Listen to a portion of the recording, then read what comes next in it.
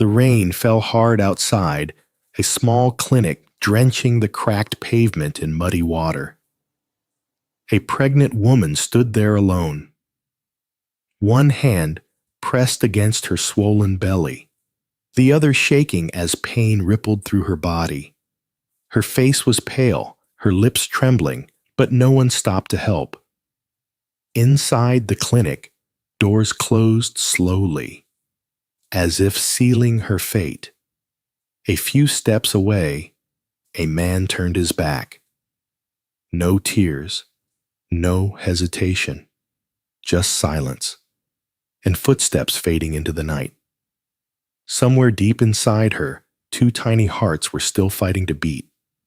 She didn't scream. She didn't beg. She simply whispered, "I'll protect you, no matter what."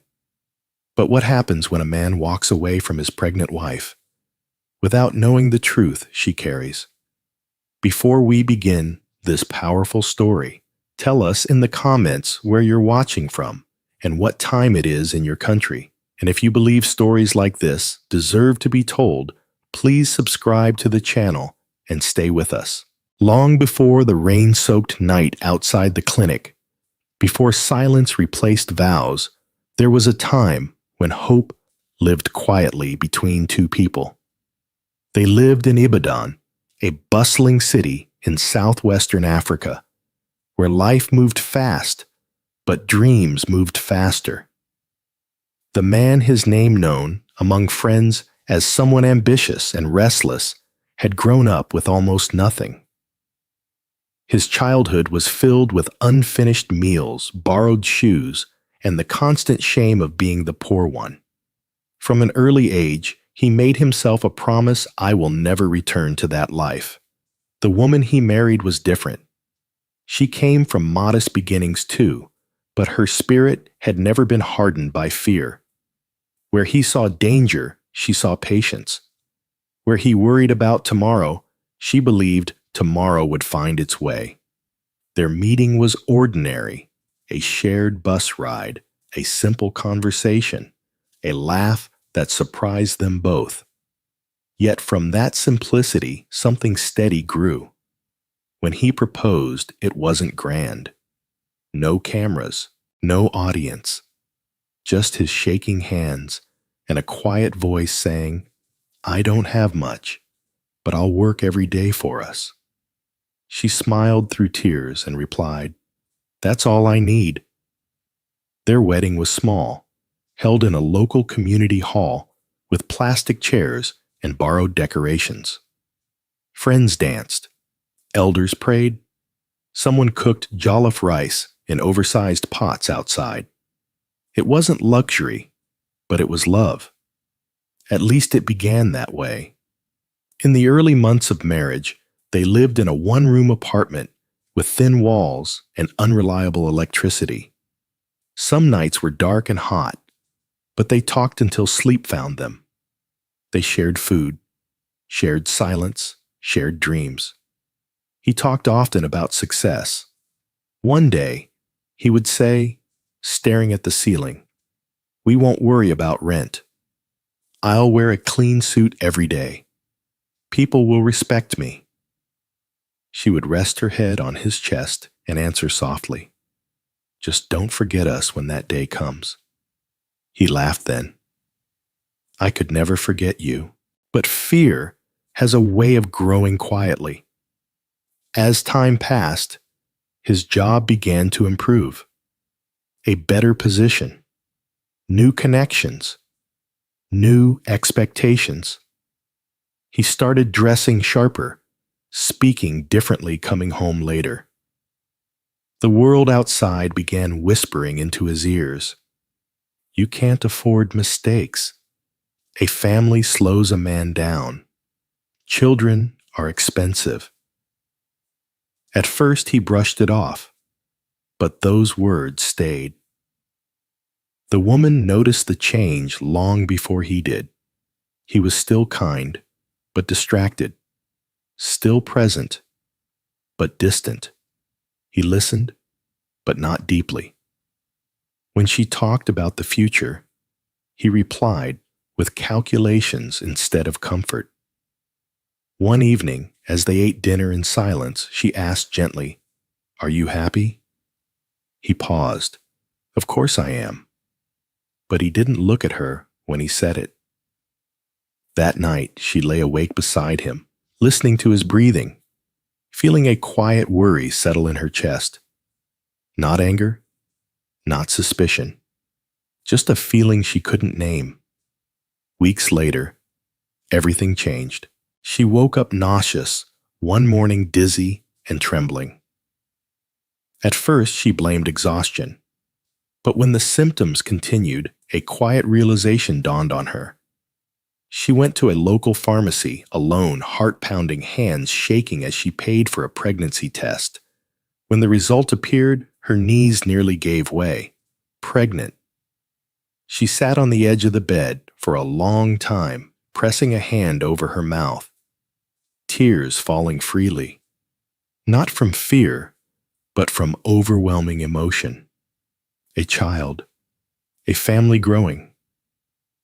That evening, she prepared his favorite meal and waited. When he walked in, she smiled nervously. "I have something to tell you." He looked tired, but nodded. "What is it?" She took a breath. "We're going to have a baby." For a brief moment, his face softened. Shock flickered into something like joy. He sat down slowly, rubbing his palms together. "A baby," he repeated. "Yes," she said, eyes shining. "Our baby." He smiled, even laughed. He stood up and hugged her, holding her a little too tightly. But beneath that embrace, something else stirred. Fear. That night, he lay awake staring into the darkness. His mind raced, not with lullabies or tiny clothes, but with numbers, timelines, risks. A baby now. What about my promotion? What if I'm not ready? Beside him, his wife slept peacefully, one hand resting unconsciously on her belly. Days passed, and his joy faded into quiet tension. He avoided conversations about names or preparations. When she mentioned doctor visits, he changed the subject. When she dreamed aloud, he responded with silence. She tried to reassure him. "We'll manage. We always do." But he didn't answer. The world he had worked so hard to escape seemed to be reaching back for him through the shape of a growing life he hadn't planned for. And somewhere, deep inside, a dangerous thought began to form. What if this child ruins everything? He never said it out loud, but it lived in his eyes. And love, once rooted in hope, began to tremble under the weight of fear. Neither of them knew it yet, but this was the beginning of a fracture that would soon tear their lives apart. The pregnancy did not announce itself with celebration beyond that first night. Instead, it unfolded quietly, day by day, like a truth that grew heavier with every breath the man took. At first, the woman tried to protect his feelings. She woke earlier to prepare breakfast so he wouldn't rush out hungry. She stopped asking him to walk with her in the evenings. She smiled even when her back ached, even when nausea twisted her stomach into knots. She told herself, "He just needs time." In the mornings, she whispered prayers over her belly. "Be patient," she murmured to the unseen life inside her. "Your father will come around." But patience is hardest when silence replaces warmth. The man, on the other hand, felt trapped inside his own thoughts. At work, colleagues congratulated him when he mentioned the pregnancy. Some clapped him on the shoulder. Others laughed knowingly. "Congratulations," my brother once said. "Your life is changing now." He forced a smile. Another colleague leaned closer and lowered his voice.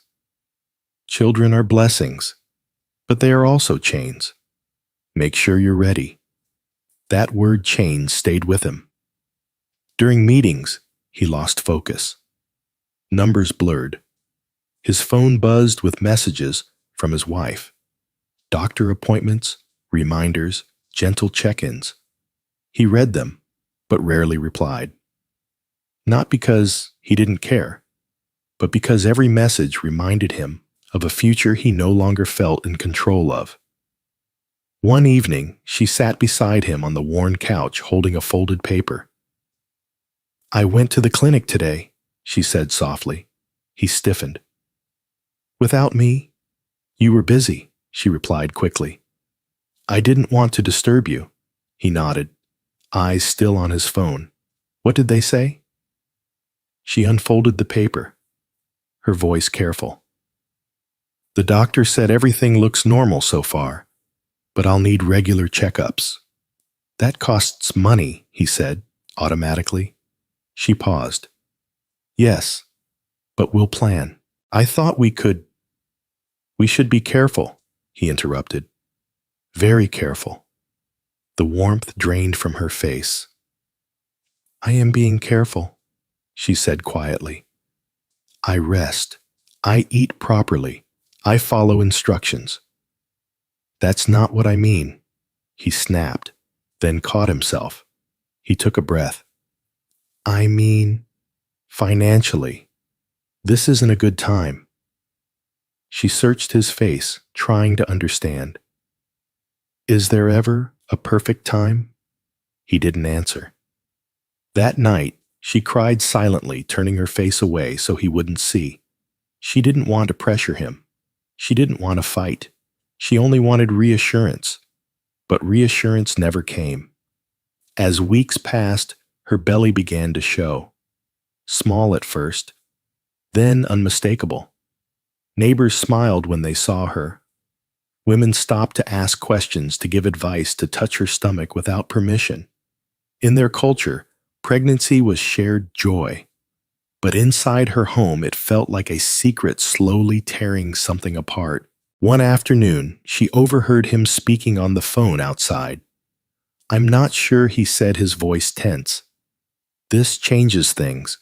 No, I didn't plan for this now. She froze, standing behind the thin door. No, I love her, he continued. But love doesn't pay bills. Her heart sank. That night, she confronted him gently. Do you regret this? She asked. He looked confused. Regret what? The baby, she said, her voice barely above a whisper. He hesitated, just for a second, but that second told her everything. I just wish the timing was better, he finally said. She nodded slowly, though something inside her cracked. I didn't plan it either, she replied. But once life begins, it doesn't ask permission. He sighed, rubbing his temples. You don't understand the pressure I'm under, and you don't understand what's happening inside my body, she answered, tears rising. I carry this child every moment. I feel fear too. Silence swallowed the room. From that day on, something shifted permanently.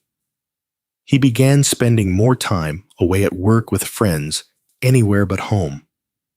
When he returned, he was distracted, short-tempered. He criticized small things, the food, the noise, the questions. She stopped sharing her feelings. Instead, she wrote them down in a small notebook she hid beneath the mattress. Pages filled with fears, hopes, prayers. I don't want to raise this child alone. Please soften his heart. Please don't let love die. One morning she fainted while doing laundry. A neighbor helped her up and insisted she rest. When the man returned home later and heard about it, he reacted with irritation instead of concern. You need to be stronger, he said. "I can't afford emergencies." She stared at him in disbelief. "I'm pregnant," she said, "not weak." He looked away. That was the moment she realized something painful. He wasn't afraid of losing her. He was afraid of losing control. The next clinic appointment was approaching a routine visit, nothing alarming. She asked him to come with her. "I really need you there," she said. He hesitated. "I'll try." But on the morning of the appointment, he moved slowly, checking his watch, sighing. "We're going to be late," he muttered. At the clinic, they sat side by side on hard plastic chairs. The smell of disinfectant filled the air. Pregnant women surrounded them, some with supportive partners, others alone. She noticed how one man held his wife's hand, whispering encouragement. Her chest tightened. When the nurse called her name, she stood up carefully. He followed reluctantly. Inside the consultation room, the doctor reviewed her file, asked routine questions, then paused. "I'd like to run a more detailed scan." "Again today," the doctor said calmly, "just to be sure." The man's heart skipped. "Is something wrong?" he asked sharply. "Not necessarily," the doctor replied. "But pregnancy is not always predictable." Those words echoed loudly in his mind. Not predictable. He crossed his arms, jaw tightening. The woman reached for his hand, but he didn't notice. As the doctor prepared the equipment, the room grew quiet. The machine hummed softly, filling the silence with an unfamiliar sound. The man stared at the wall, his thoughts spiraling.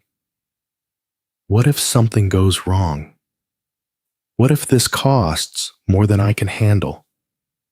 What if my life changes forever?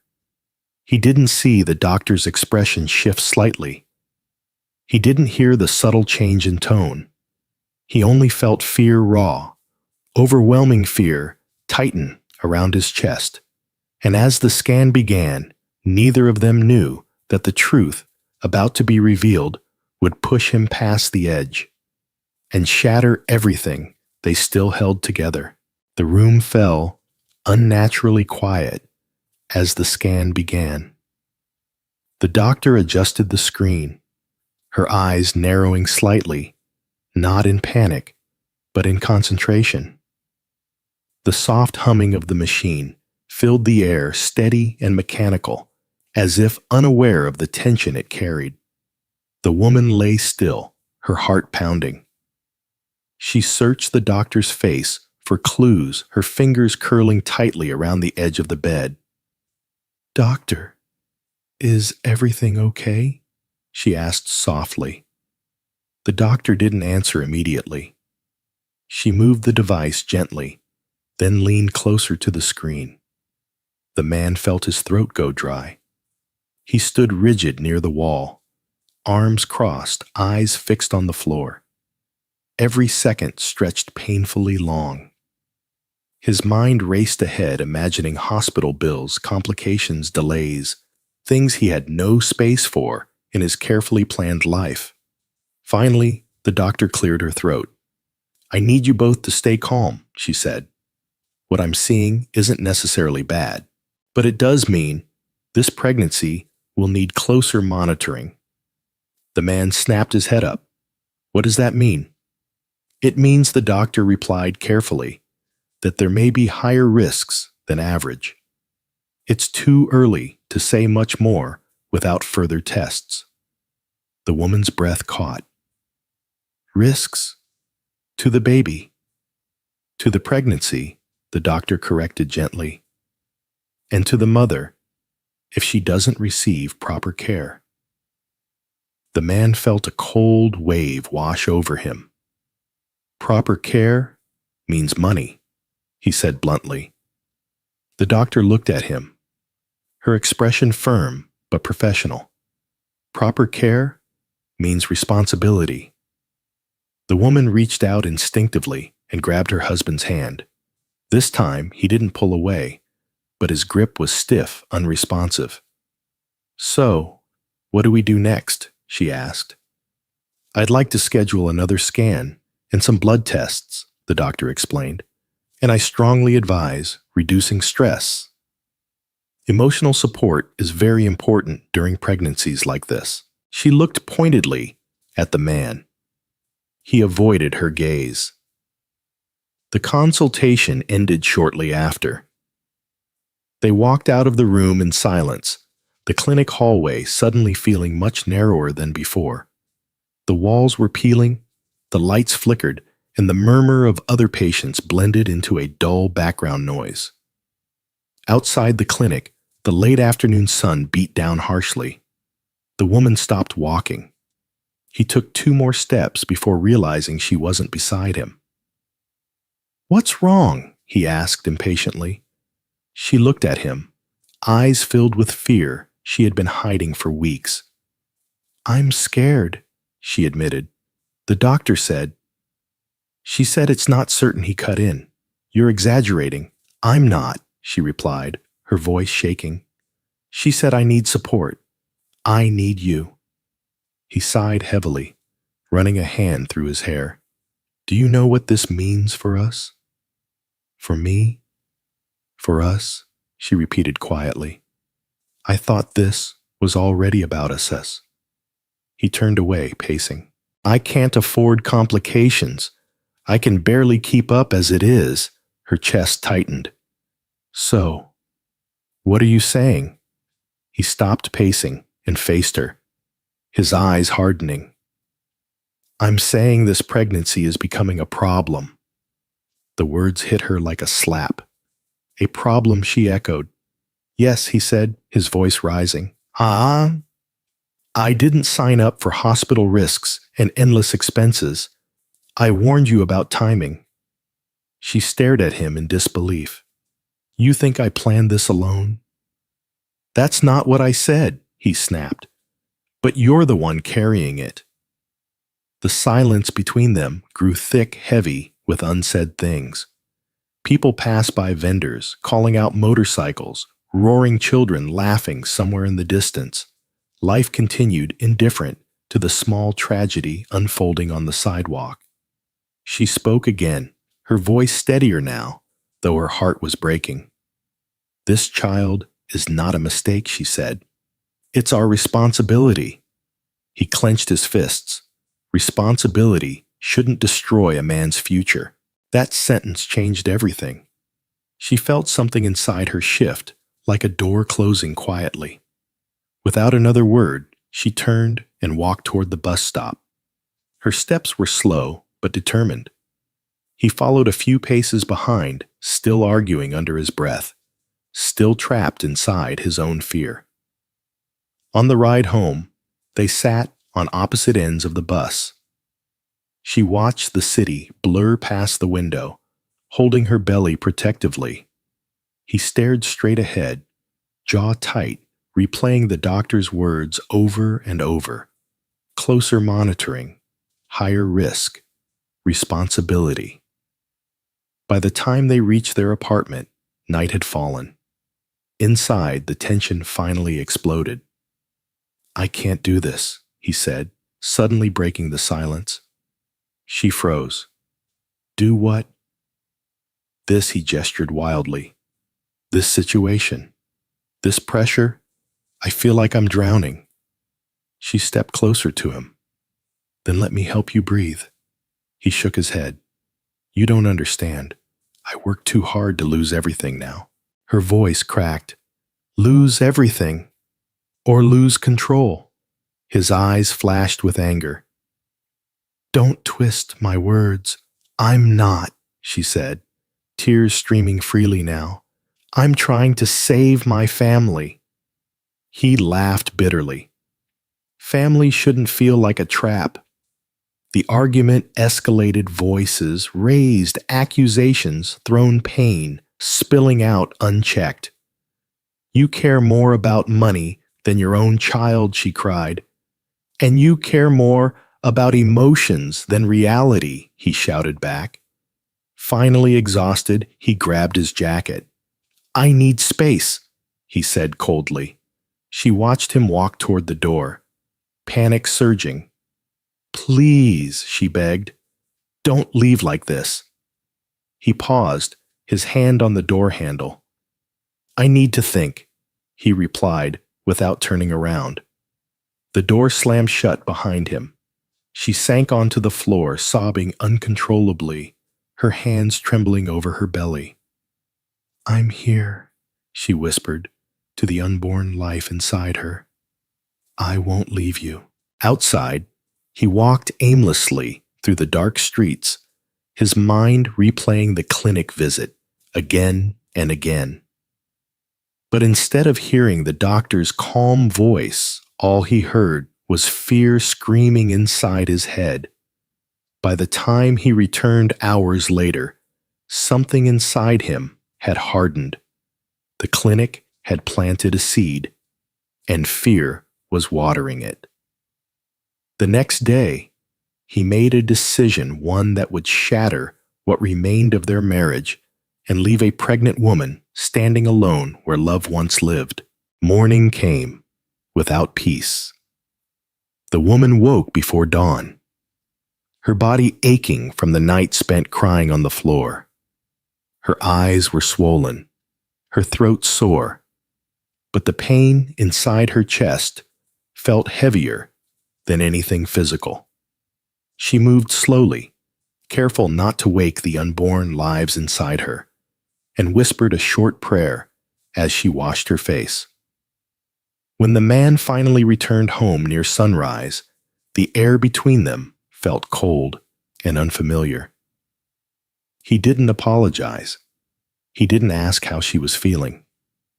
He simply dropped his jacket on the chair and avoided her eyes. They spoke little that morning. She prepared tea. He drank it in silence. The walls of their small apartment seemed to close in, listening to every unspoken word. Finally, she broke the silence. We need to talk, she said quietly.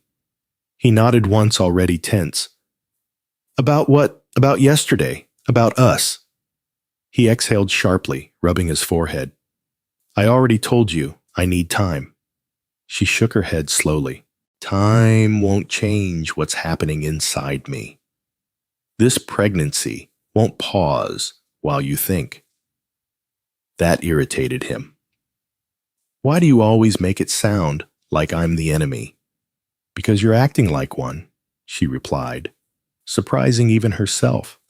With the firmness in her voice, he stood up abruptly. I'm acting like someone who refuses to be dragged into disaster. Her heart dropped. Disaster? Yes, he said coldly. High-risk pregnancy, medical bills, uncertainty. I didn't sign up for this. She rose too, her hands trembling. You signed up when you married me. You signed up when you shared my bed. You signed up when life chose us. He laughed bitterly. Life didn't choose me. You did. That sentence cut deeper than any insult. She stared at him, disbelief written across her face. So now, this is my fault. I'm saying you should have been more careful, he snapped. Her voice broke. I was careful. I trusted my husband. He turned away pacing. Trust doesn't pay hospital fees. Tears streamed down her face. And fear doesn't make you a man. He froze. Slowly, he turned back toward her. His eyes were hard now, closed off. Don't insult me, he said quietly. I'm not insulting you, she replied through sobs. I'm begging you to remember who you were. For a brief moment, something flickered in his expression. Regret, perhaps. But it disappeared almost immediately. I can't do this, he said flatly. I won't. She felt her knees weaken. What are you saying?" He hesitated, then spoke the words that had been forming in his mind all night. "I want a divorce." The room went silent. Even the sounds from outside the early morning traffic, distant voices seemed to fade away. "A divorce?" she whispered. "Yes," he said, his voice steady now. "This marriage is no longer right for me." Her hand instinctively went to her belly. "I'm carrying your child." "That doesn't change how I feel," he replied. She gasped. "How can you say that?" "Because I'm being honest," he said sharply. "I refuse to ruin my life over a mistake." "A mistake." The word echoed in her head again and again. "You think these children are a mistake?" she asked, her voice barely audible. He didn't answer. His silence was answer enough. She felt something collapse inside her, years of love sacrifice, belief, all crumbling into dust. "I stood by you when you had nothing," she said quietly. "When you were unemployed, when people laughed at you. I believed in you when no one else did." And I appreciate that he replied stiffly. But appreciation doesn't mean obligation. Her tears fell freely now. Marriage is obligation. Parenthood is obligation. He grabbed his bag. "I won't be trapped." She stepped in front of him, panic surging.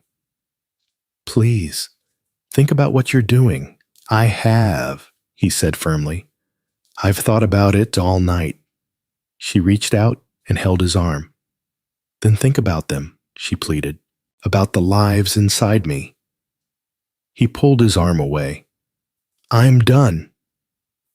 Those two words shattered whatever hope remained. Later that day, they returned to the clinic, not together in spirit, but physically, walking side by side, strangers sharing the same space. She had insisted on one final checkup. He had agreed reluctantly, already distant. Inside the clinic, she sat alone on the bench while he stood near the door, checking his phone. The nurse called her name. She looked at him, silently asking for support. He didn't move. After the appointment, as she stepped back into the hallway, the doctor approached them both. "I strongly advise emotional stability during this pregnancy," the doctor said seriously. "Stress can be very dangerous." The man nodded absent-mindedly. Outside the clinic, rain clouds gathered overhead. This was the moment. He turned to her and spoke without emotion. "I'll have my lawyer send the papers." Her heart stopped. "Here?" she asked in disbelief, outside a clinic. "Yes," he replied. "There's no point delaying." She felt dizzy. The world spun. "Where am I supposed to go?" she asked weakly. "That's not my responsibility anymore," he said. People passed by, unaware of the tragedy unfolding in plain sight. A woman, selling fruit nearby, glanced at them briefly, then looked away. The man adjusted his jacket and took a step back. "I hope things work out for you," he said coldly. Then he turned and walked away. She stood there frozen. The rain began to fall. At first softly, then harder. She didn't move. Her hands clutched her belly as pain shot through her body, not from labor, but from heartbreak so deep it felt physical. A passerby asked if she was okay. She didn't answer. The clinic doors closed behind her with a dull thud. That was how he left her, not with anger, not with shouting, but with indifference. As he disappeared down the street, he never once looked back. He never noticed her sinking slowly to the ground, rain soaking her clothes, tears mixing with muddy water. He didn't hear her whisper, voice breaking, "I will protect them, even if you won't." And somewhere, deep inside her two tiny hearts continued to beat, unaware that their father had just walked away from them forever. The rain eventually slowed, but the damage it left behind could not be washed away. By the time the woman gathered enough strength to stand, her legs were shaking, her clothes soaked through, and her heart felt hollow. A kind stranger helped her to her feet and guided her to a nearby bench under a broken shelter. She sat there for a long time staring at the road where her husband had disappeared, hoping foolishly that he might return. He never did. When she finally made her way home, the apartment felt unbearably silent. His shoes were gone. His clothes were missing. Even the small framed photo from their wedding day had vanished from the wall. It was as if he had erased himself completely. She lowered herself onto the bed and wept until there were no tears left. Her body trembled not only from emotional shock, but from fear she could no longer hide. Every movement reminded her that she was not alone inside her body. 2 lives depended on her now. That night, pain gripped her abdomen, sharp, frightening cramps that came and went without warning. She curled onto her side, clutching her belly. "Please," she whispered, breathless. "Please stay with me." There was no husband to call, no family nearby. Her phone was silent. By morning, she knew she could not stay there anymore. The landlord knocked later that day, his face stiff and impatient. "I heard your husband moved out," he said bluntly. "Rent is due next week." She swallowed hard. I'll find a way." He shook his head. "I can't wait. I need assurance." Assurance was something she no longer had. With what little strength she had, she packed her belongings into 2 worn bags. Each item felt heavier than it should, memories clinging to every piece of fabric. She paused when she reached her husband's side of the bed, empty now, and quickly turned away. There was nothing left for her there. She moved into a small, unfinished room behind a friend's tailoring shop. The space was cramped, the walls bare concrete, the roof leaking slightly when it rained. But it was shelter, and for now, that was enough. The first nights were the hardest. Her body ached constantly. Her back burned. Her feet swelled painfully. She woke up gasping from nightmares where she was standing outside the clinic again, calling out to a man who refused to turn around. During the day, she tried to keep busy. She helped sweep the shop's sorted fabric, ran small errands. The shop owner paid her a little, just enough to buy food. Some days that food was a single bowl of porridge. Still, she ate carefully, making sure her body received something. "I don't matter," she told herself. But they do. She returned to the clinic alone for her checkups. Each visit felt heavier without anyone walking beside her. Other women came with partners who held their hands, argued with nurses, asked questions. She sat quietly in corners listening. The nurses noticed. "You should reduce stress." One advised gently, "Are you resting enough?" She smiled weakly. "I try." One afternoon, while waiting in line, a woman beside her asked, "Where is your husband?" She hesitated. "He couldn't come." The woman nodded sympathetically, but the pity in her eyes burned. Word spread quickly. In her community, people whispered she couldn't keep her marriage. He left her pregnant. Maybe she did something wrong. She pretended not to hear. At night, she wrote in her notebook again. Her hands trembled as she filled page after page. "I am scared. I don't know how I will survive this, but I will not abandon you. Her belly continued to grow, stretching her worn dresses thin. Sometimes she placed both hands over it and spoke softly. You are strong, she told the unborn babies. Stronger than anyone knows. But strength did not mean she didn't break. One evening, exhaustion finally overwhelmed her. She collapsed while sweeping the shop floor, her vision going dark.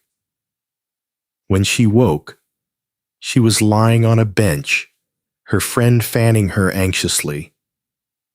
You need rest, the woman scolded. This is dangerous. I don't have a choice, she replied weakly. That night, the pain returned stronger than before.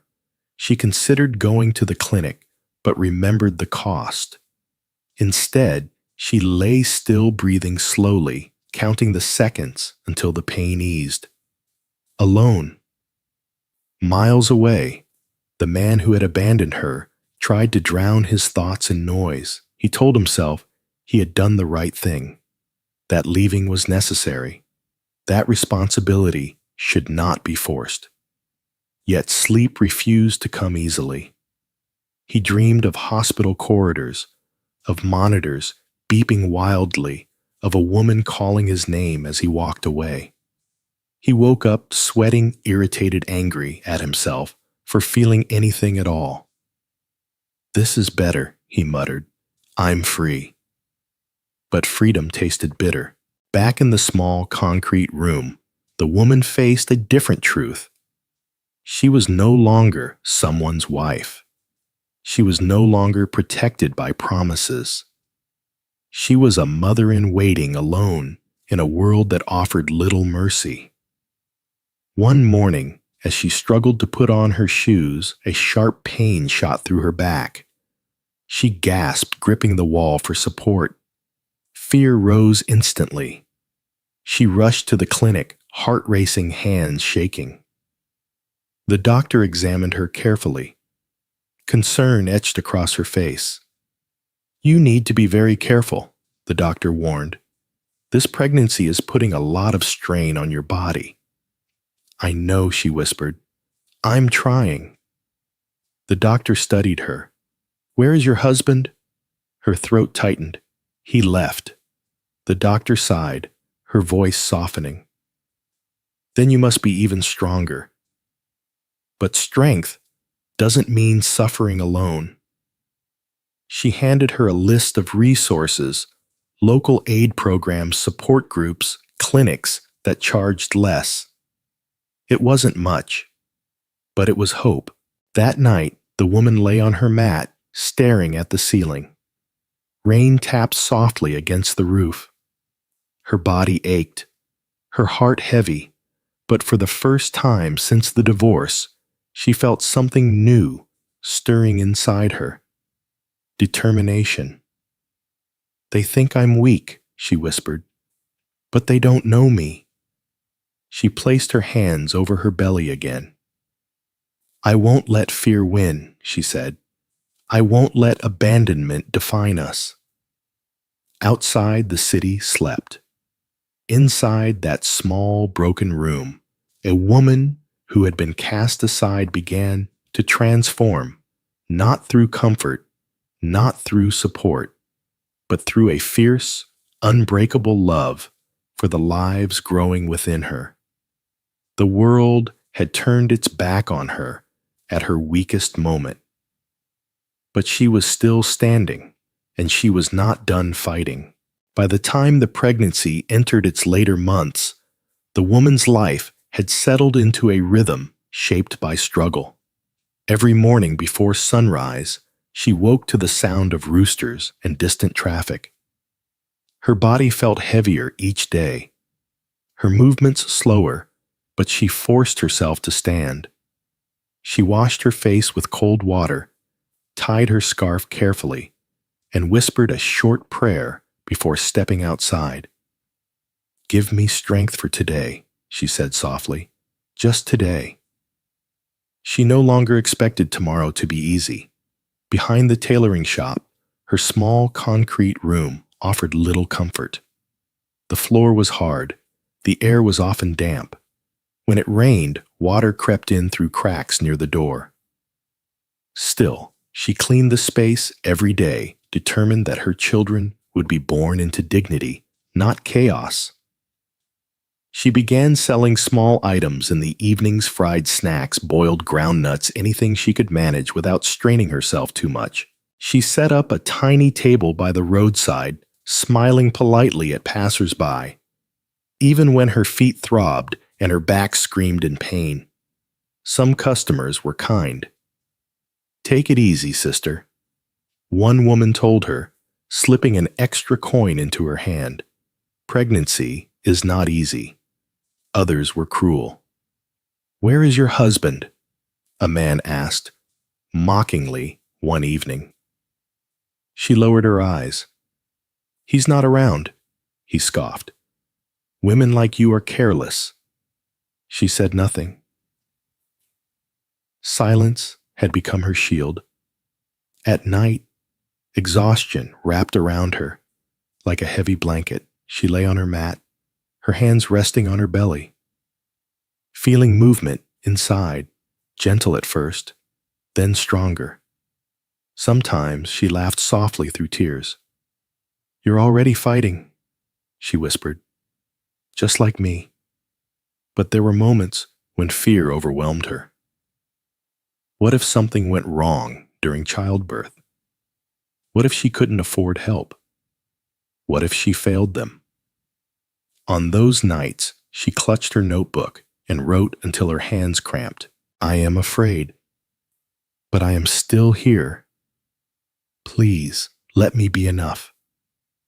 The social pressure never eased. Neighbors spoke in hushed tones. Some offered advice wrapped in judgment. Others avoided her entirely, as if her situation were contagious. One afternoon, an older woman stopped her by the roadside. "You should have stayed quiet," the woman said sternly. "Men don't like pressure." She swallowed her anger. "I didn't pressure him." The woman shook her head. "A woman must know how to keep a home." That night, the woman cried not from shame, but from exhaustion. She had given everything she knew how to give. Yet the world kept asking for more. As her belly grew larger, physical pain became a constant companion. Her feet swelled until walking felt like stepping on hot stones. Sharp aches shot through her lower back without warning. Some days, she could barely bend to pick up her things. Still, she refused to stop. "I won't beg," she told herself. "I'll work as long as I can." One morning, she woke to a strange tightness in her abdomen. Panic surged instantly. She sat still, breathing carefully, waiting for it to pass. After a few minutes, the pain eased, but fear lingered. She went to the clinic later that day. The nurse examined her concern clear in her eyes. "You're overworking yourself," she warned. "This is not safe." "I don't have a choice," the woman replied quietly. The nurse sighed. "You always have a choice. But I understand. Survival makes us forget that." She lowered her voice. "Your pregnancy is progressing differently." The woman's heart skipped. "Differently how?" The nurse hesitated. "The doctor will explain more at your next scan." That word "differently" followed her all the way home.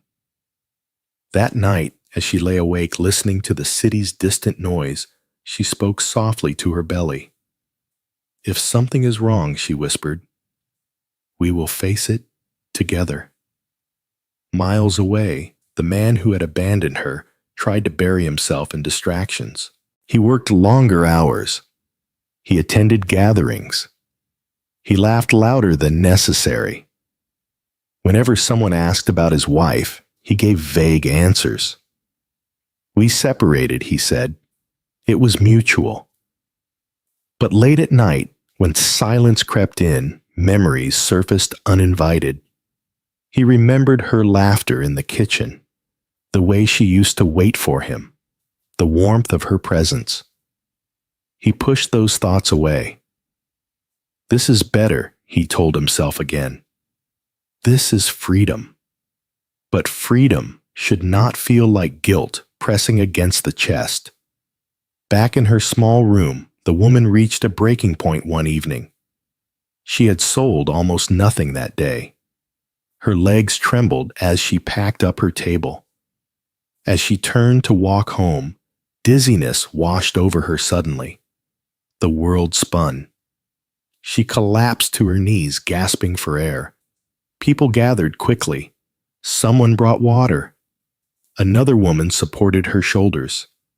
"You need help," a voice said urgently. "I'm fine," she insisted weakly. "I just need rest." But her body betrayed her.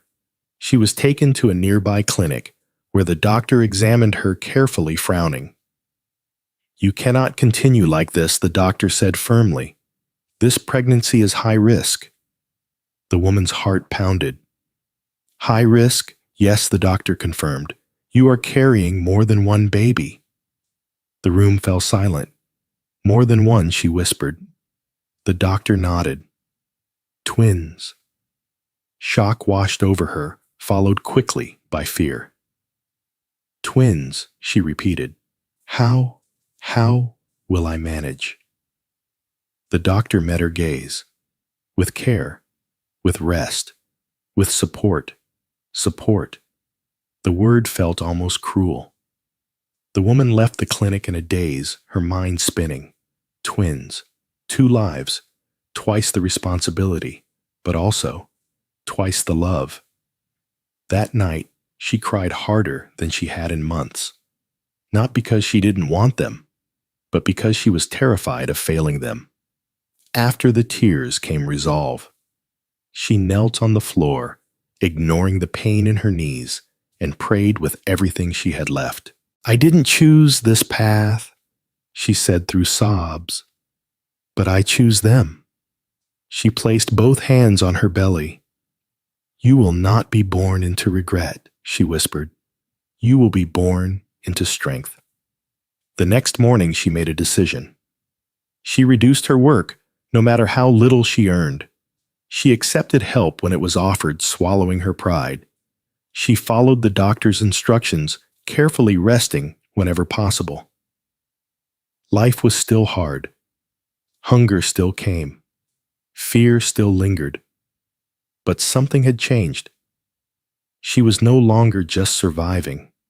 She was preparing to bring 2 souls into a world that had already tested her beyond measure. And though she stood alone, burdened by judgment and abandonment, a quiet truth settled in her heart. She was stronger than anyone who had walked away from her. And soon, very soon, her strength would be tested in the most painful, miraculous way imaginable. The days that followed the revelation of the twins passed with a new kind of tension, quiet, constant, and heavy. The woman moved more slowly now. Each step felt deliberate, measured, as if her body itself had learned the cost of haste. She rested whenever she could, lying on her side in the small concrete room, listening to the distant sounds of the city vendors calling children, laughing engines coughing to life at dawn. Twins. The word echoed in her mind day and night. 2 heartbeats, 2 lives, 2 futures depending entirely on her strength. Her belly had grown so large that even breathing felt like work. Some nights she slept sitting up, propped against the wall with folded cloths behind her back. Her legs swelled painfully and sharp aches radiated through her hips without warning. Yet she endured. She reduced her selling to only a few hours in the early evening. Some days she earned nothing. Other days someone would buy everything at once, as if mercy had briefly remembered her. As her due date approached, fear wrapped itself tighter around her chest. She counted her savings again and again, small wrinkled bills tucked inside a cloth purse. It wasn't enough for a proper hospital, not even close. One afternoon, she returned to the clinic for a final checkup. The doctor examined her concern etched deeply into her face. "You're very close," the doctor said quietly. "You must be ready to come in at any time." The woman swallowed. "Doctor, I don't have money for a private hospital." The doctor studied her for a long moment, then sighed. "There is a smaller maternity ward on the edge of the district," she said. "It's not ideal, but they will not turn you away. Not ideal." The woman nodded, forcing a smile. "Thank you." That night, she prepared as best she could. She washed the few baby clothes she had been given by a neighbor. Tiny shirts, thin blankets, all mismatched but clean. She packed them carefully into a small bag. As she lay down to sleep, pain suddenly tightened across her abdomen, stronger than before. Sharper, relentless. She froze. Another wave followed almost immediately. Her heart raced. "No, not yet," she whispered, gripping the mat beneath her. But her body did not listen. The contractions came faster, closer together. Sweat beaded on her forehead as she struggled to breathe through the pain. She reached for her phone with trembling hands and called the only person she could, her friend from the tailoring shop. "Please." She gasped when the call connected. "I think it's time." Within minutes, her friend arrived, panic written across her face. Together they made their way through the dark streets toward the small maternity ward, the woman leaning heavily on her friend's shoulder, stopping every few steps as pain tore through her. By the time they arrived, the woman was barely conscious. The ward was dimly lit, the walls stained with age. A single nurse hurried over, her expression serious. "Twins?" the nurse asked after a quick examination. "Yes," the woman whispered weakly. The nurse nodded. "This won't be easy." She was placed on a narrow bed, the thin mattress offering little comfort as the pain intensified.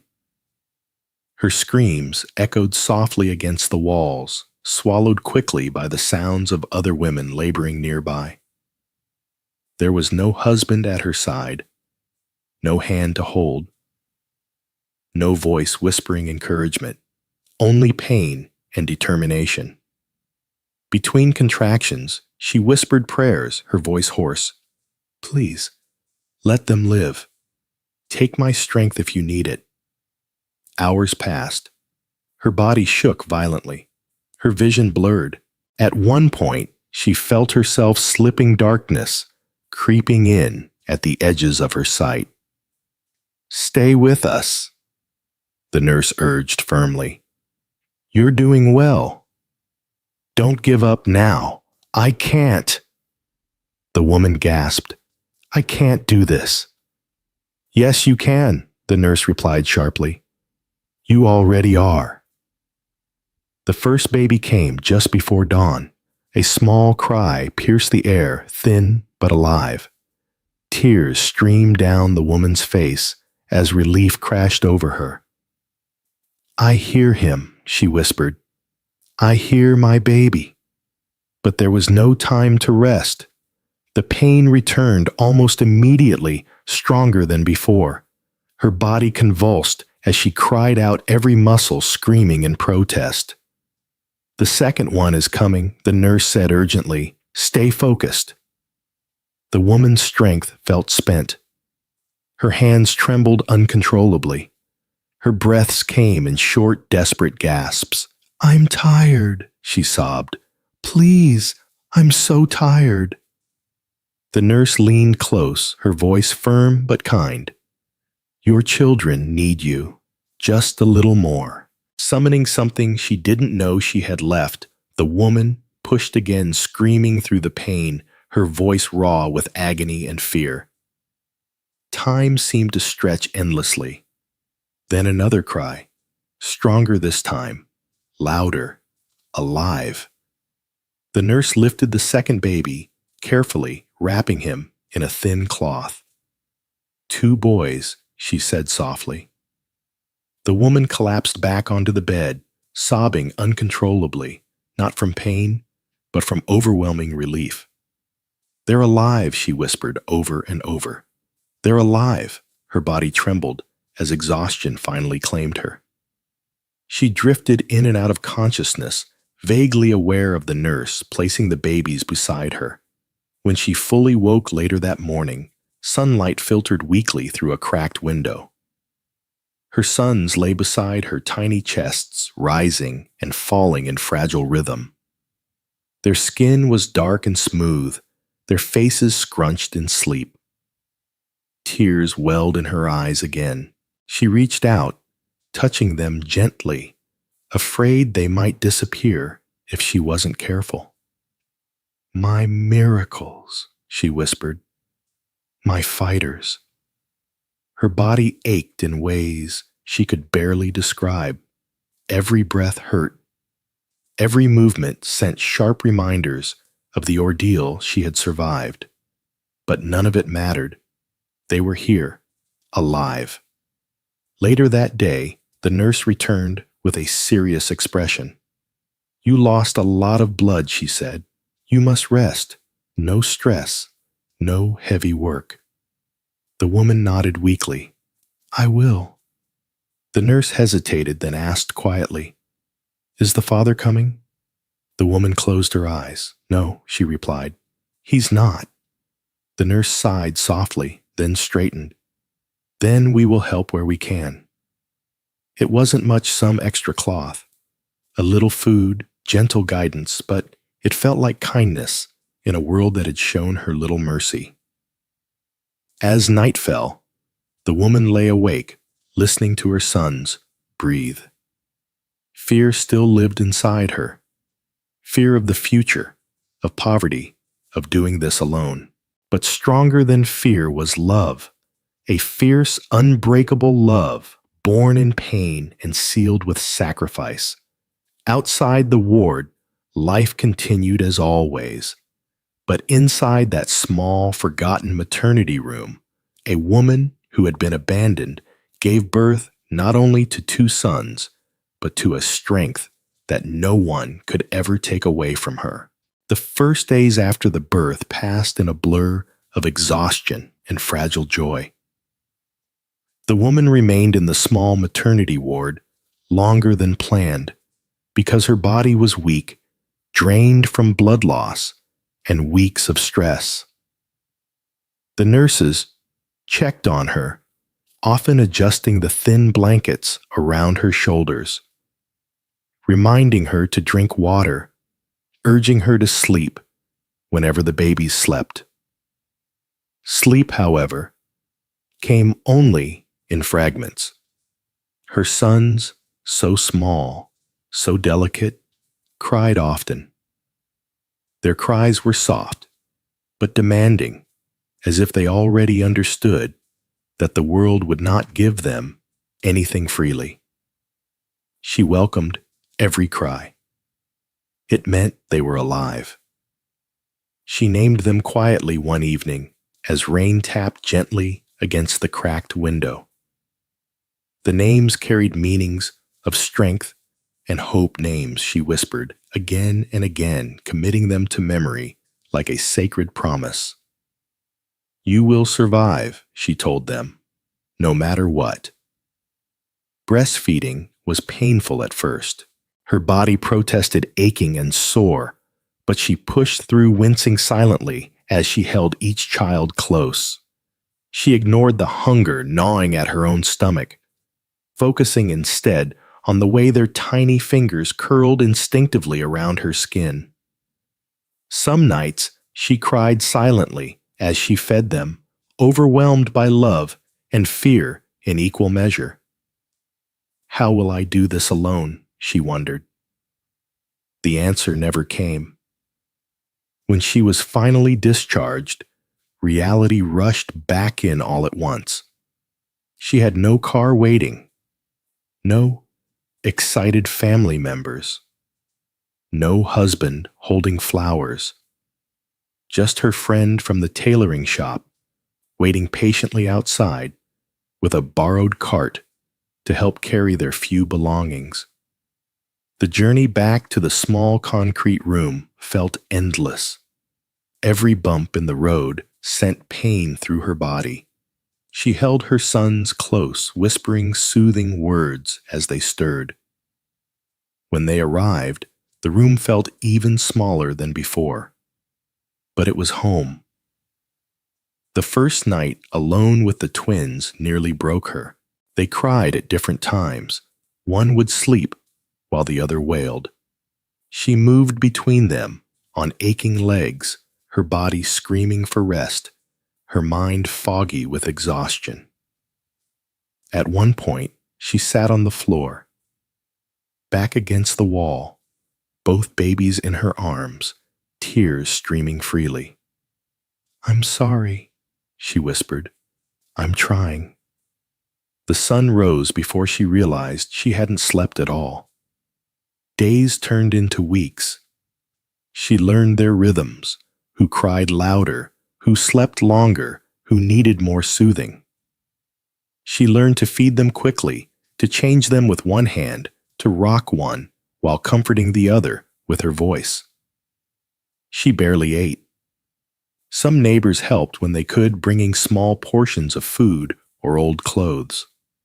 Others watched from a distance, whispering behind her back. "She's strong," some said with admiration. "She's foolish," others muttered. Raising twins alone. She ignored them all. Her body slowly healed, but fatigue clung to her like a shadow. Her arms ached constantly. Her back felt permanently bent. Still, every morning, she smiled at her sons. "They're worth it," she told herself. Every pain. Meanwhile, the man who had walked away lived a life that appeared full on the surface. He rented a new place. He attended gatherings. He laughed loudly. He told people he was focusing on himself now. When someone asked about his ex-wife, he shrugged. "It didn't work," he said casually. But something inside him refused to stay quiet. One evening, while scrolling through his phone, he froze. A mutual acquaintance had posted a photo, blurry and poorly lit, of a woman holding two tiny babies outside a small maternity ward.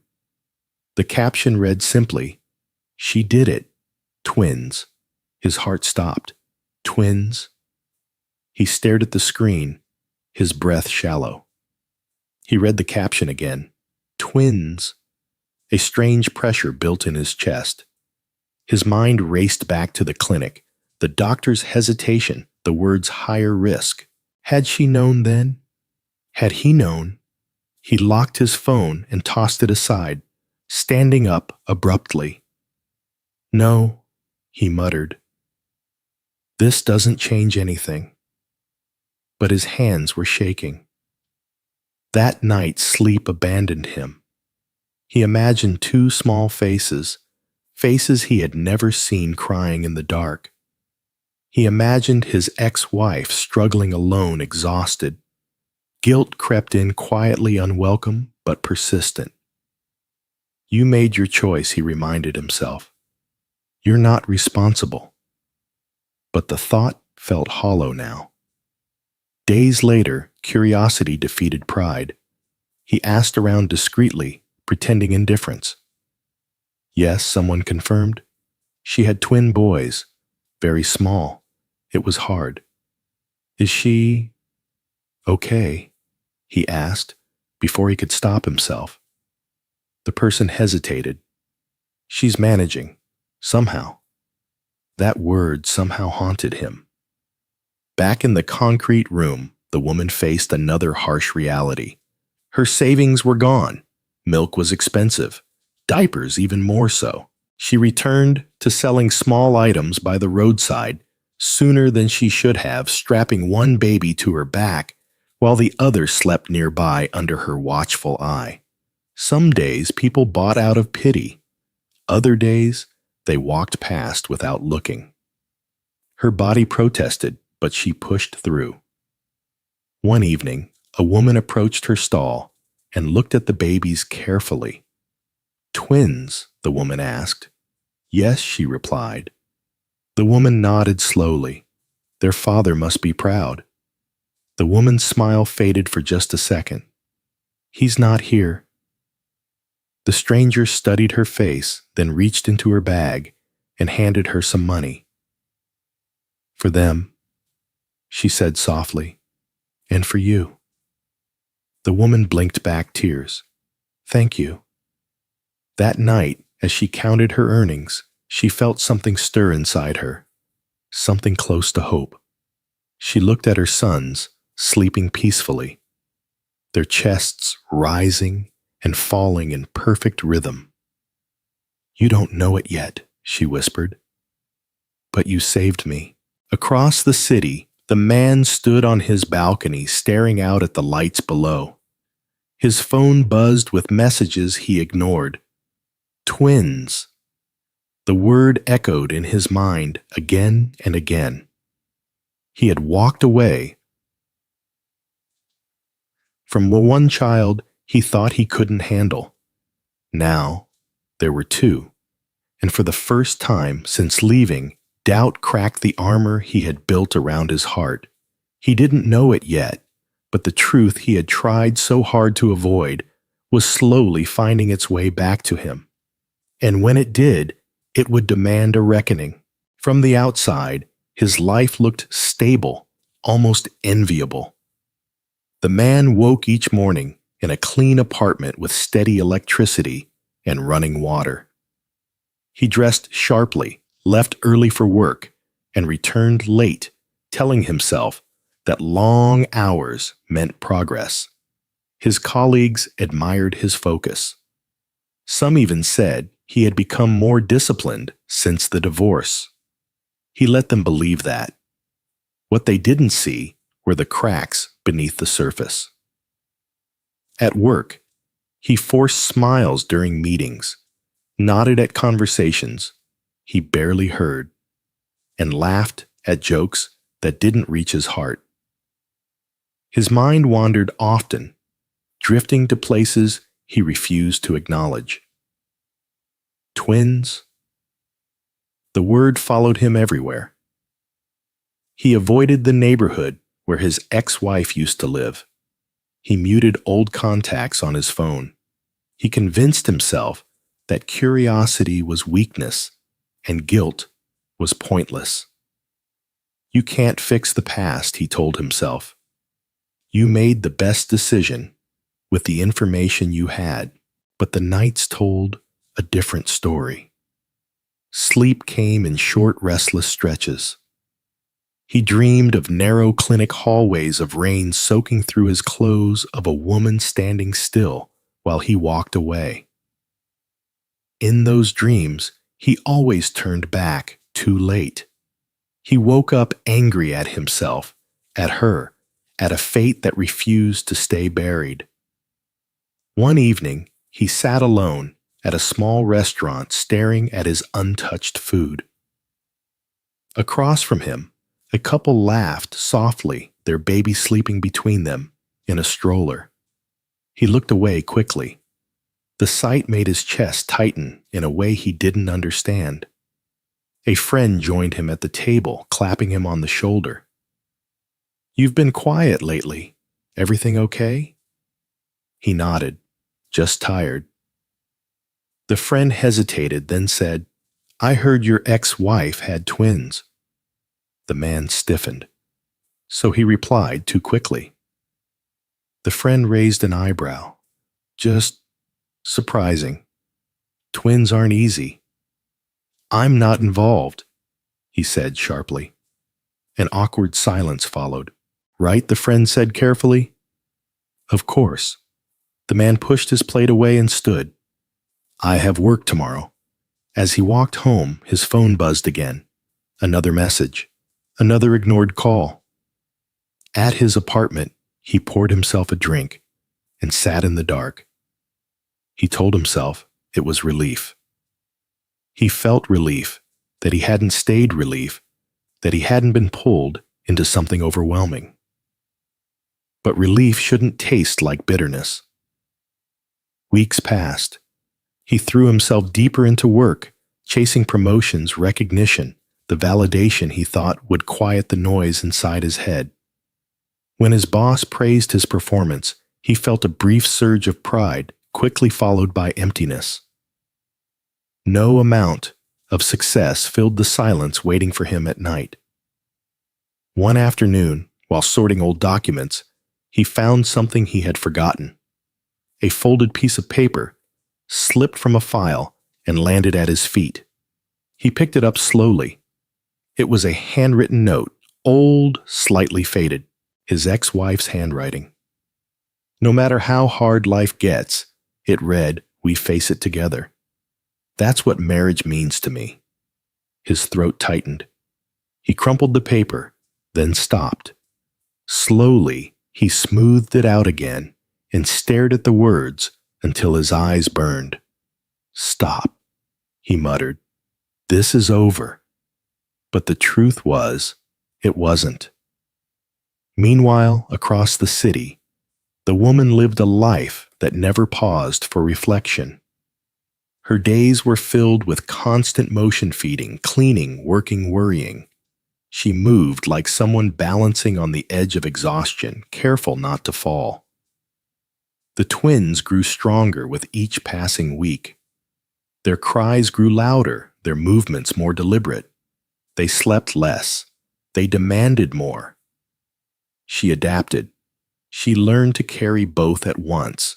She learned to cook with one hand. She learned to sleep in fragments, waking instantly at the slightest sound. Some nights, she whispered stories to them, stories of courage, of survival, of a mother who would never leave. I will always choose you, she promised. Back in his apartment, the man sat scrolling through his phone when a notification appeared from an old group chat. Someone had shared another photo. This one was clearer. A woman stood by the roadside, one baby strapped to her back, the other resting in a small basket beside her. Her face was thinner, more tired, but her eyes were focused, determined. The caption read, "Strong woman." His breath caught. He zoomed in before he could stop himself. The babies' faces were small, but unmistakably his. The shape of their noses, the curve of their brows. His hands began to shake. He dropped the phone onto the couch and stood up, pacing the room. No, he whispered. No. He pressed his palms against his eyes, trying to block out the image burned into his mind. 2 boys. 2 lives he had abandoned before they even took their first breath. The weight of it crashed down on him all at once. He thought of the clinic, the rain, the moment he turned away. He had told himself he was protecting his future, but what kind of future was built on cowardice? For the first time since the divorce, he allowed himself to feel it fully. The guilt, the shame, the regret. His chest tightened painfully as tears welled in his eyes, tears he quickly wiped away, ashamed of his weakness. I didn't know, he whispered. I didn't know. But deep down, he knew that ignorance didn't erase responsibility. The next morning, he arrived at work late for the first time in months. He stared at his computer screen, unable to focus. Numbers blurred. Words lost meaning. Finally, he stood up and walked out. He wandered the streets aimlessly, his feet carrying him without conscious thought. When he realized where he was headed, it was too late. He stood at the edge of the district where his ex-wife now lived. The streets were narrower here. The buildings older. Life felt raw, exposed. He stopped, heart pounding. What would I even say? What right do I have to show up now? Across the road, he saw her.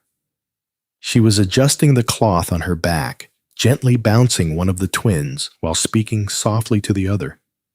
She looked tired, but strong, in a way that startled him. This was not the woman he had left behind. This was someone forged by survival. He took a step forward, then stopped. Fear surged again, not fear of poverty, not fear of responsibility, but fear of facing the truth. He turned away. Back at his apartment that night, he sat in silence, the image of his sons etched into his mind. He had built a life of appearances, a life of excuses, a life that looked whole but felt empty. And for the first time, he understood something painful. Walking away had not freed him. It had trapped him in a lie he could no longer escape. The question now was not whether he felt regret. It was whether he would find the courage to face the consequences of his choices or continue running from the lives he had helped create.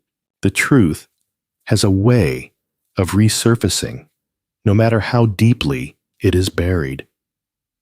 For days after seeing the photo, the man lived as if something inside him had cracked open.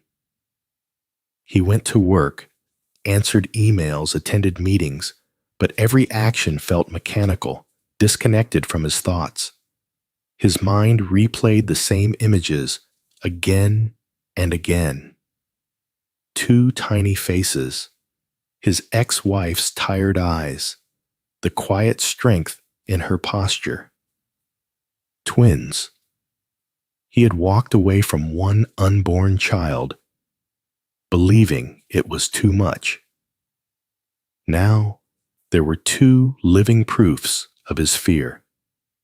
One evening, unable to bear the silence of his apartment, he visited his mother. She lived in a modest home on the outskirts of the city, far from the polished life he had built for himself. She studied him carefully as he sat down, shoulders slumped. "You look thin," she said, "and restless." "I'm fine," he replied automatically. She didn't argue. She poured him tea and waited. Mothers had patience that guilt could not outrun. Finally, she spoke again. "People are talking." His jaw tightened. "About what?" "About your former wife," she said gently. "And her children." "Children." The word landed heavily. "You knew?" he asked. She nodded. "Yes, twins."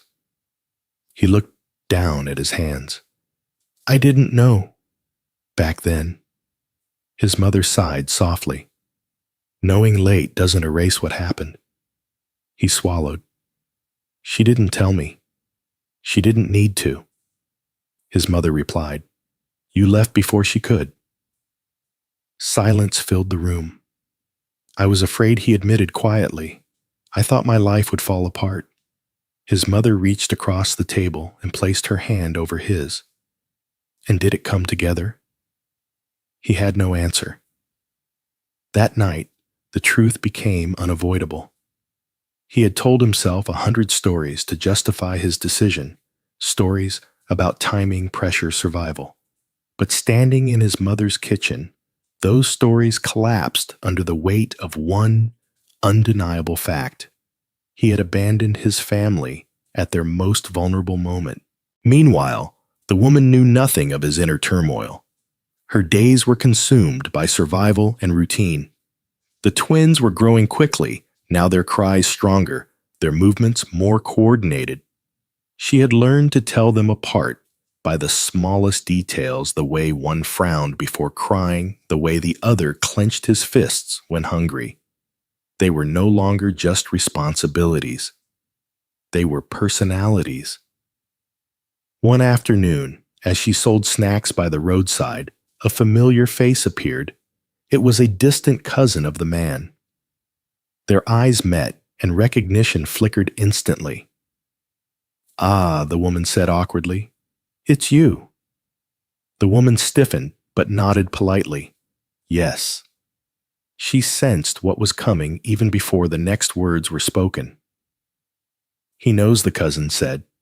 "About the twins." Her heart skipped. "He knows, yes," the cousin confirmed.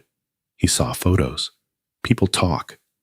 The woman felt a strange calm wash over her, and she asked quietly. The cousin hesitated. "He seems disturbed." "Disturbed?" She almost laughed. "He was disturbed when I needed him most," she replied evenly. That didn't stop him from leaving. The cousin lowered her gaze. "I just thought you should know." "Thank you," the woman said, "but his feelings don't change my reality." That night, after putting the twins to sleep, the woman sat alone, staring at the wall. Memories surfaced, uninvited but persistent. The clinic, the rain, the way he turned his back without looking. Her chest tightened. She wasn't angry anymore. Anger required energy she no longer had. What she felt instead was something colder, more resolved. Acceptance. Across the city, the man paced his apartment phone in hand. He had typed and deleted the same message dozens of times. "I heard about the boys. I'm sorry. I didn't know." Each version felt inadequate, cowardly. He wanted forgiveness without having faced consequence. He wanted relief without responsibility. He stopped pacing and sat down heavily. "What do I want?" he asked himself aloud. The answer scared him. He wanted to see them. He wanted to know his sons. But wanting was easy. Earning was not. The next day, he drove past the area where his ex-wife now lived, not stopping, not approaching. Just observing from a distance. He saw her walking slowly, one child on her back, the other in her arms. She moved with practiced balance, adjusting her steps carefully, her eyes alert. There was no bitterness in her expression, only focus. He felt a sharp pang in his chest. That should have been him, not as a hero, not as a savior, but as a father who stayed. Instead, he had chosen fear.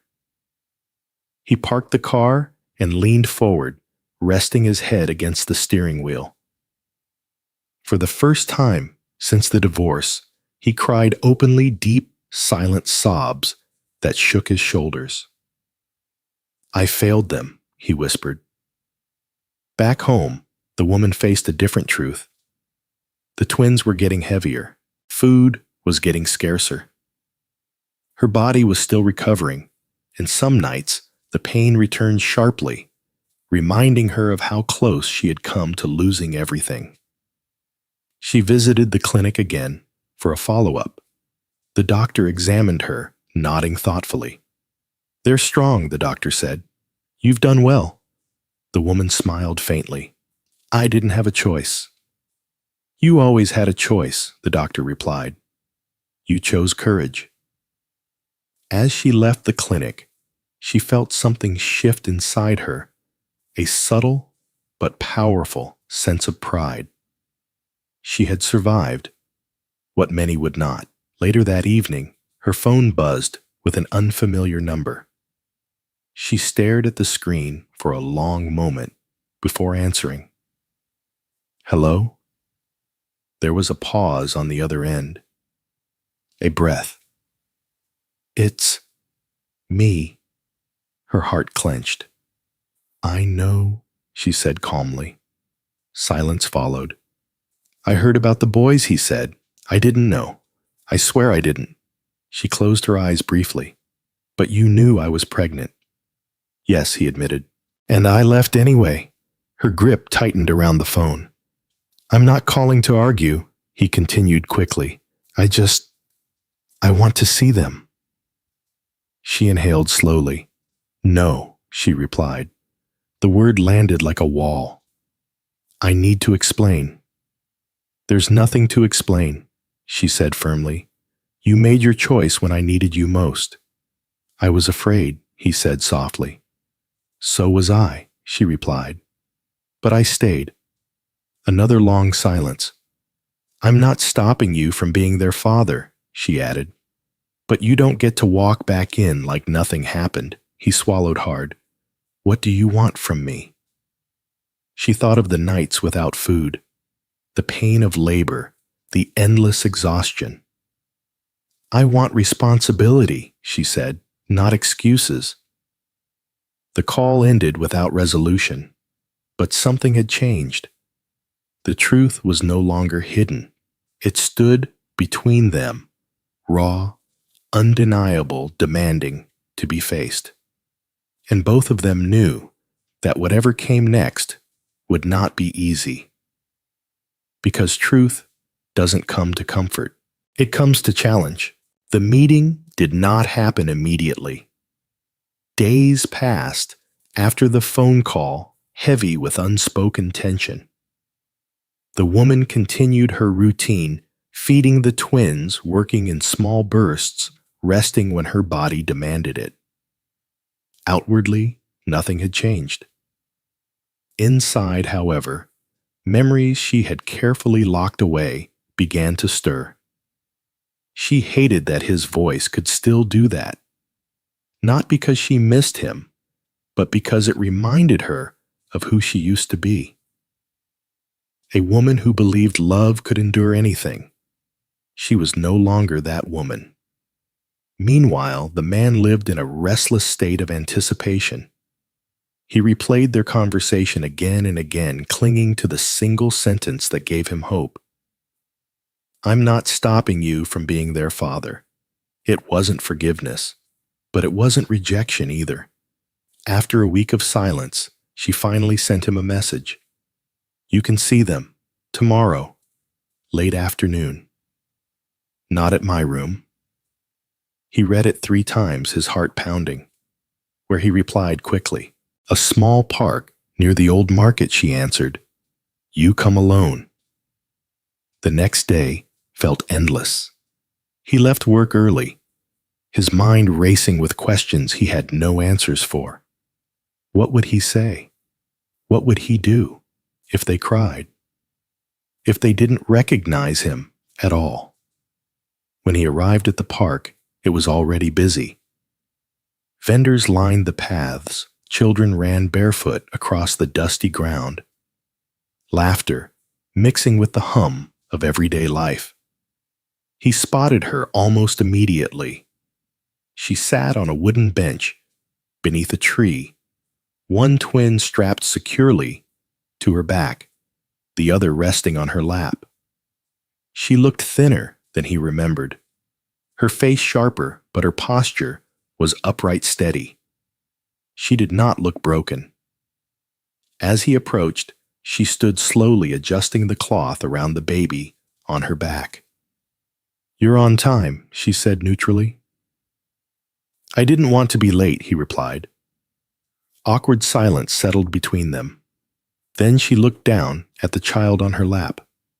This is the older one, she said. By 7 minutes. He swallowed hard, crouching slightly to look closer.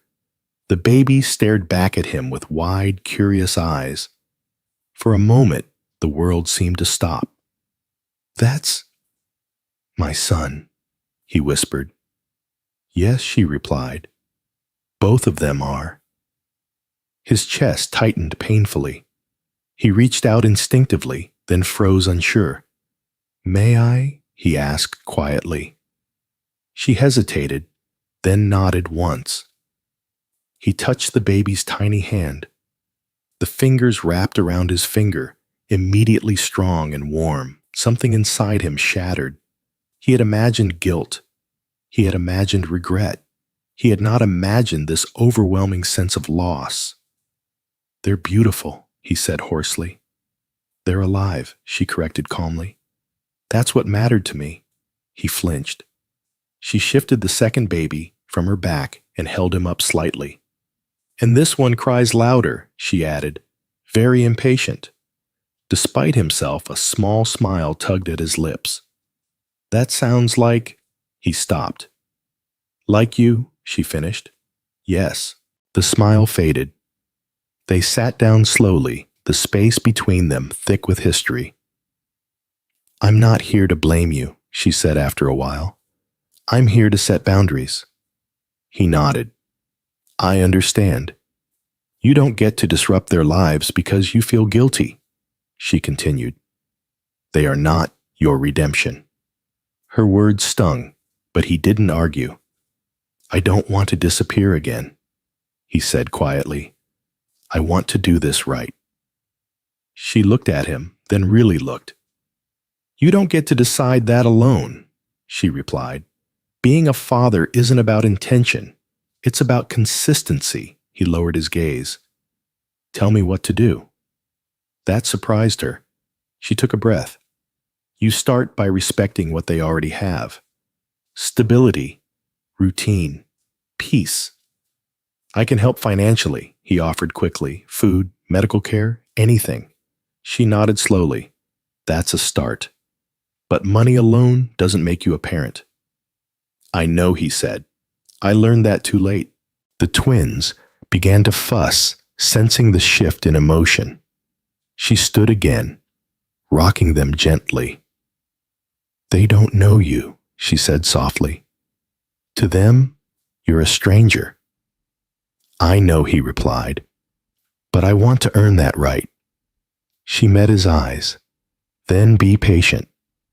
They walked slowly around the park, speaking in low voices, careful not to draw attention. He asked questions, simple ones. How often they ate. What made them sleep. What scared her the most now. She answered honestly, but without opening old wounds. At one point, he stopped walking. I'm sorry, he said suddenly. Not the easy kind of sorry. The kind that admits I was wrong. She closed her eyes briefly. I don't need apologies anymore, she said. I needed presence. I needed support. I needed you then. I know, he replied, and I failed. She didn't deny it. Instead, she said, the past is done. What matters is what you choose now. They returned to the bench as the sun dipped lower, casting long shadows across the park. I won't make promises. I can't keep, he said, but I won't walk away again. She looked at him carefully. If you hurt them, she said quietly, I won't hesitate to protect them from anyone, including you. He nodded solemnly. I understand. When it was time to leave, she adjusted the twins and turned to go. I'll contact you, she said, when I decide it's right. He hesitated, then spoke. Thank you for letting me see them. She paused, then replied without turning around. This wasn't for you. It was for them. As she walked away, he remained seated, watching her disappear into the crowd, two small lives clinging to the woman who had never abandoned them. For the first time, he understood something painful and true. Love doesn't return just because regret arrives. It has to be rebuilt slowly, humbly, and without entitlement. And whether or not she ever trusted him again, one thing was certain. He could never unsee what he had nearly lost. The days after the meeting in the park were some of the longest of the man's life. Seeing his sons touching their tiny hands, hearing their soft cries, had awakened something he could no longer silence. The image followed him everywhere at work, on the road, in the quiet moments before sleep. For the first time, ambition felt small, compared to the weight of what he had neglected. But wanting to change, did not erase the damage already done. He knew that. True to his word, he did not rush back into the woman's life. He didn't call every day. He didn't send dramatic messages filled with regret. Instead, he waited uneasy, uncertain, respecting the space she had demanded. A week later, she sent a short message with a list: milk, diapers, clinic fees, nothing else. He read it carefully, then replied with a single word: understood. The next day, he delivered everything to a nearby shop she trusted exactly as instructed. No note, no attempt to see her, just quiet responsibility. She noticed. It didn't soften her heart, but it confirmed something important. He was finally listening. Meanwhile, life continued to test her strength. The twins were growing fast, but so were their needs. One developed a cough that refused to go away. Another night passed without sleep. As she sat up rocking him gently, counting his breaths, and praying the fever would break. At the clinic, the doctor reassured her. "They're still strong," the doctor said, "but you must keep them warm and bring them in if it gets worse." She nodded. Exhaustion etched into her face. Outside the clinic, she leaned against the wall for a moment, closing her eyes.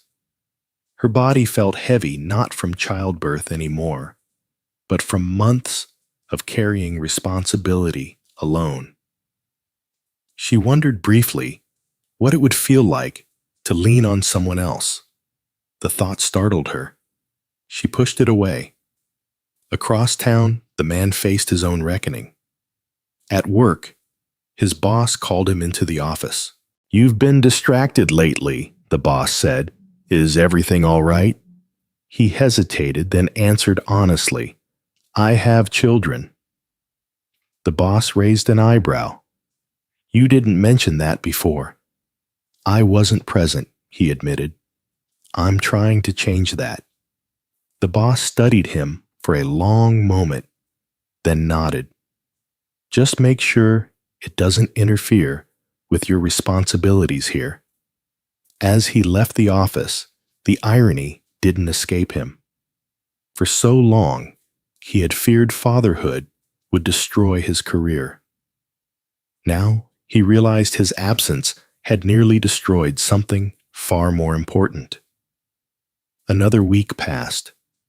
She allowed him to attend a clinic visit, strictly as support, nothing more.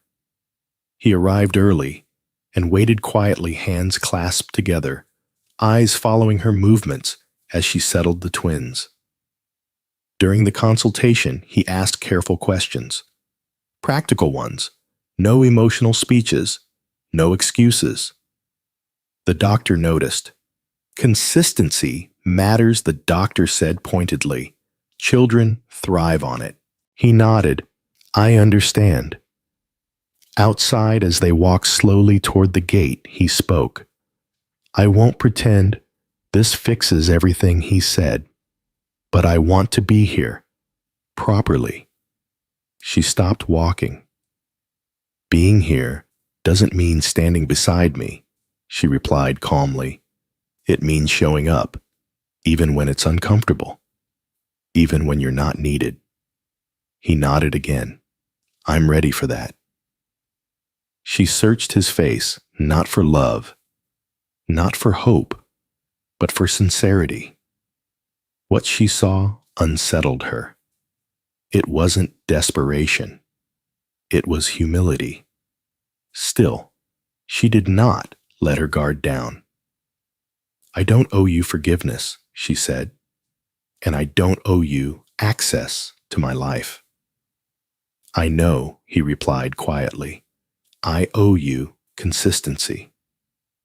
That night, she sat alone after putting the twins to sleep, her mind restless. She remembered the woman she had been afraid abandoned, standing in the rain outside the clinic. She remembered the promises she had made to herself on the floor of that small room. I won't let anyone hurt them again.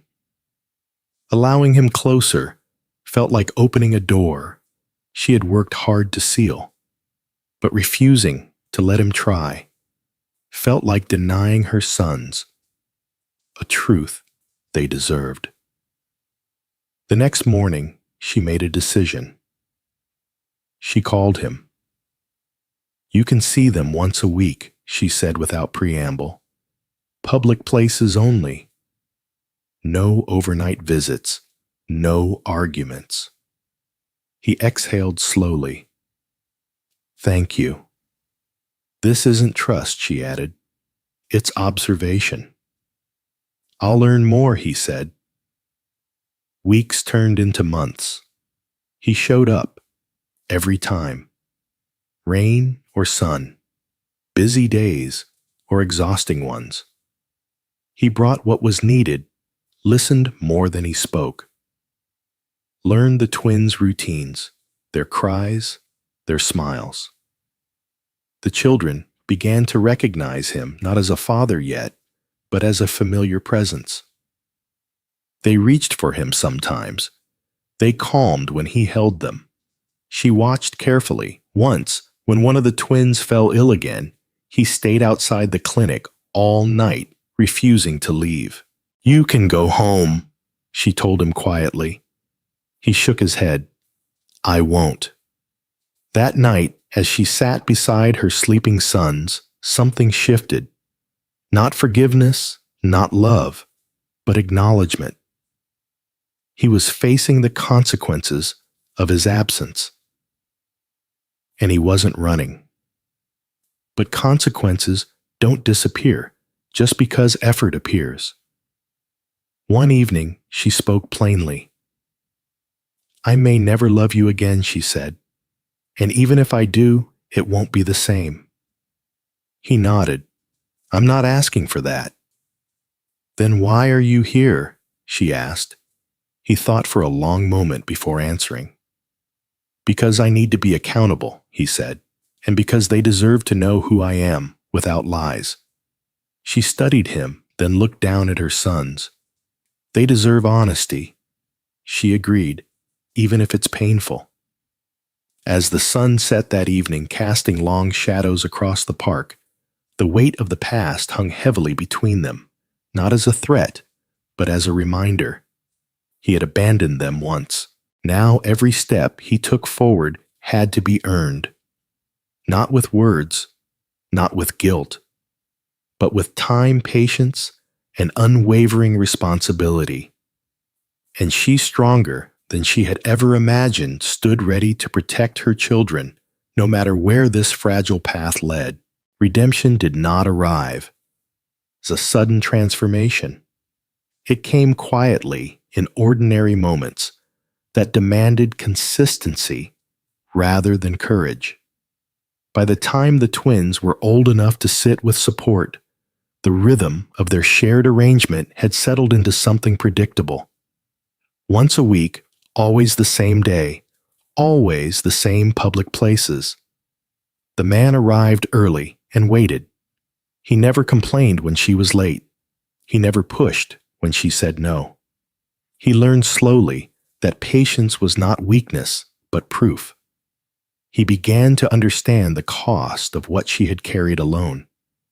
There were days when one of the twins refused to eat, days when fever returned without warning, nights when sleep was broken into painful fragments. On those days, he offered help without expectation, bringing supplies, standing watch outside clinics, taking instructions without debate. When she asked him to leave, he left. When she asked him to stay back, he stayed back. And when she asked nothing at all, he respected the silence. At work, his life changed as well. He turned down late meetings. He stopped chasing every opportunity. For the first time, he allowed his career to bend instead of demanding that life bend around it. Colleagues noticed. Some warned him. "You're losing momentum," one said. He nodded calmly. I lost something more important once. I won't do that again. His mother saw the change too. One evening, she watched him prepare a small bag with diapers and medicine. You look tired, she said. I am, he replied, but it's honest tired. She studied his face, then nodded. That's how you know you're doing something right. Meanwhile, the woman felt the ground beneath her feet begin just barely to steady. The twins were thriving. They laughed more now. They recognized faces. They reached for familiar voices. Watching them grow filled her with a pride so deep it often caught her off guard. But with stability came new fear. Allowing him into their routine meant risking disruption. Trust once broken did not rebuild itself easily, especially when children were involved. One afternoon, after a long clinic visit, she finally voiced what had been weighing on her. If you disappear again, she said quietly, it will hurt them more than it hurt me. He stopped walking and faced her fully. I know, he replied. That's why I won't. She searched his eyes, not for promises, but for resolve. Words don't protect children, she said. Patterns do. Then, watch my pattern, he answered. Months passed. The twins took their first steps, wobbly, uncertain arms reaching for balance.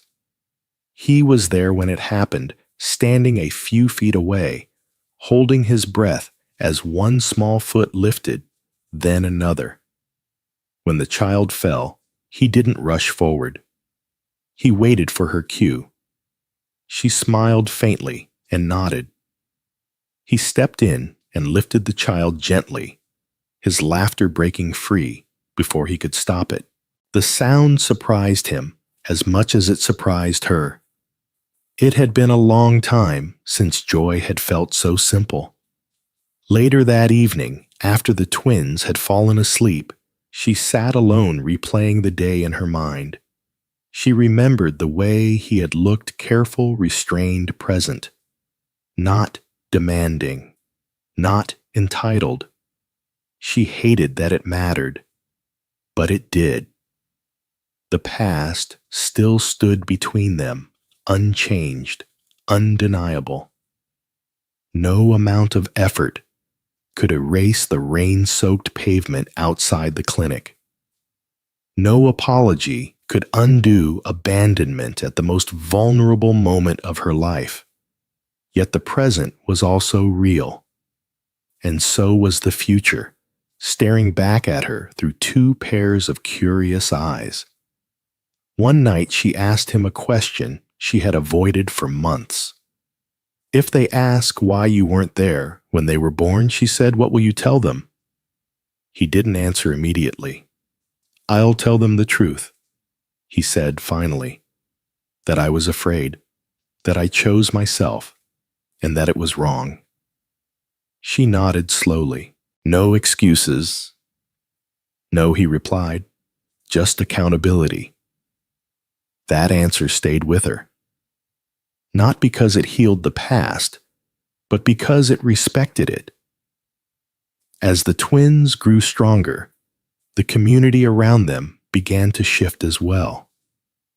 People noticed his presence. Some whispered, some judged, others softened. Men rarely come back. One woman remarked quietly, he didn't just come back. Another replied, he stayed. The woman heard these conversations and remained cautious. Public opinion had never carried her through childbirth. It would not decide her future now. One evening, after a long day, she surprised herself by asking him to sit for tea. It was the first time she had invited him into her space. The room was small, neat filled with the quiet breathing of sleeping children. He sat stiffly, at first unsure where to place his hands, his eyes drawn again and again to the twins. "Don't misunderstand this," she said calmly. "This isn't reconciliation." "I know," he replied. "It's trust in progress." She nodded. They sat in silence for a while, sipping tea. "I don't need you to save me," she said suddenly. "I learned how to survive." "I don't want to save you," he answered. "I want to support what you built." Her throat tightened unexpectedly. That night, after he left, she sat on the edge of the bed and cried quietly, not from pain, not from fear, but from the weight of carrying everything alone for so long. Letting someone share that weight, even partially, felt terrifying, but also human. The path ahead remained uncertain. Love, if it ever returned, would be something new, unrecognizable from what they had once shared. It would not be blind. It would not be naive. It would be earned. As the twins slept peacefully, she whispered a promise not to him, but to herself. "I will never choose comfort over their safety."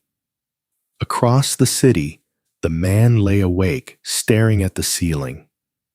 For the first time in years, he wasn't running from regret. He was walking through it, step by careful step. Redemption was not a reward.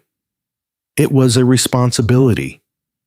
And whether or not forgiveness ever came, he would carry that responsibility for the rest of his life, because two boys were watching now, learning what it meant to stay. Time did what words never could. It revealed truth through consistency.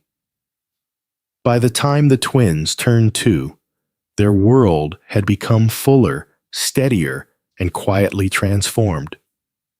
They ran, now unbalanced, laughing, chasing one another across dusty ground with endless energy. Their laughter filled spaces that once echoed with silence. The woman watched them from the doorway of her small home, her arms folded loosely across her chest. There were lines on her face now etched by hardship, exhaustion, and years of responsibility. But there was also something else. Peace. Not the kind that comes from comfort, but the kind earned through survival. Life was still far from easy. Money remained tight. Every decision still required calculation. But she no longer lived in constant fear of collapse. The twins were healthy. They ate regularly. They slept through most nights. And she had learned slowly to breathe again. The man stood a short distance away, crouched low, as one of the boys tugged at his trousers, demanding attention. Up the child insisted. He laughed softly and lifted him, settling the boy onto his shoulder with practiced ease. The other twin protested immediately. Arms raised, voice rising. "Hey," he said gently, scooping him up too. "I see you." The woman noticed everything. The way he didn't rush. The way he listened. The way he never took a moment for granted. This was not the man who had walked away from a clinic years ago. That man had been driven by fear of poverty, of responsibility, of losing control. This man had learned something far more difficult: how to stay. Later that afternoon, after the twins fell asleep, the woman sat with him outside the warm air, heavy with the scent of dust and cooking fires. The sounds of the neighborhood drifted around them. Voices, music, distant traffic. She broke the silence. "They asked about you today," she said. His heart skipped. "What did they ask?" "Why you don't live with us," she replied calmly. He looked down at his hands. "What did you tell them?" "The truth," she said. that you came into their lives later, that you're learning how to be here. He nodded slowly. And what did they say? She allowed herself a small smile. They asked if you'd come again tomorrow. His eyes burned. I will, he said immediately, if that's okay. She met his gaze. It's okay, she replied. That answer meant more than forgiveness ever could. As evening fell, she prepared a simple meal while he helped clean the small space. They moved around one another, carefully, respectfully, two people bound not by romance but by shared responsibility. Once, while washing dishes, she spoke quietly. I don't regret my life, she said, even the hardest parts. He turned toward her. You shouldn't. I became someone stronger than I ever imagined, she continued. But I won't pretend your absence didn't shape that strength. I know, he replied softly. She set the dish down and faced him fully. I'm not rebuilding the past, she said. I'm protecting the future. I understand, he said. And I'm not here to reclaim what I lost. Then why are you here? She asked, repeating the question she had once asked in anger. He didn't answer immediately. Because he said slowly, I don't want my sons to learn how to walk away from what scares them. Her chest tightened. She had spent years teaching herself that lesson alone. That night after he left, she lay awake listening to the steady breathing of her children. Her mind drifted back not to the pain, but to the long road that had carried her here. The rain, the clinic, the abandonment, the birth, the hunger, the fear, and then the resilience, the love, the survival. She had once believed that being left behind meant being broken. She knew better now. Across town, the man sat alone in his apartment, staring at an old photo he had kept hidden away. A picture from early in their marriage. Two young people smiling without understanding how fragile life could be. He didn't feel longing when he looked at it. He felt gratitude, because losing that version of himself had forced him to grow into someone capable of responsibility. Weeks later, the woman made a choice she had never planned to make. She invited him to attend the twins' birthday celebration, a small gathering, nothing extravagant, just neighbors, a cake, and laughter. He arrived early, nervous. When the twins saw him, they ran forward without hesitation, wrapping their arms around his legs. Daddy one shouted clumsily. The word hit him like a physical force. He froze. The woman noticed. She knelt beside the children and spoke gently. You can call him that if you want. He looked at her overwhelmed. Are you sure? She nodded once. Names don't create bonds. Actions do. He picked them up, holding them close, his voice breaking as he whispered, I'm here. From that day on, the title stuck, not because it was demanded, but because it was earned. Their family did not resemble a fairy tale. There was no dramatic reunion, no sudden wealth, no perfect romance restored. Instead, there was something quieter, truth, accountability, growth. The woman remained cautious. She protected her independence fiercely. She never allowed herself to forget how easily promises could dissolve under pressure. But she also allowed space for her children to know their father, for him to carry his share of responsibility for a future that did not depend on bitterness. As for love, if it returned one day, it would not be blind. It would be rooted in choice.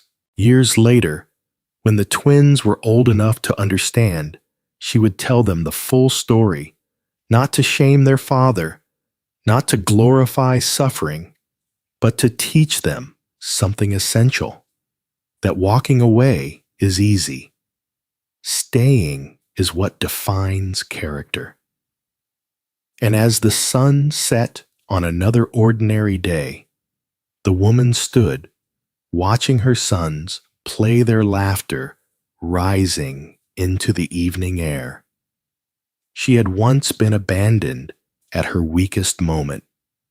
Now, she stood surrounded by the life she fought to protect. Not rescued, not saved, but whole. And in that wholeness, she found something far more powerful than revenge or regret. She found a future built on truth. Life doesn't always break us in loud, dramatic ways. Sometimes it breaks us quietly through abandonment, fear, and the weight of responsibility we never asked for. But this story reminds us of something powerful. True strength is revealed when no one stays, yet you still choose to stand. The woman in this story was not saved by wealth, romance, or miracles. She was saved by love that refused to run, by choices made in pain, and by the belief that her children deserve more than excuses. And the man's journey teaches us another truth.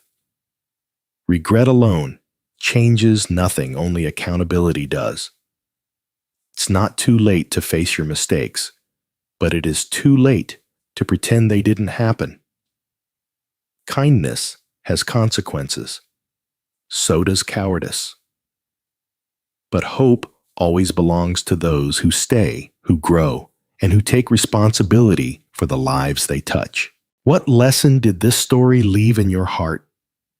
Have you ever seen courage rise from abandonment or love rebuilt through action? Share your thoughts in the comments. We read every single one. If stories about life choices and second chances move, you don't forget to subscribe to the channel and walk this journey with us. Your support keeps these stories alive.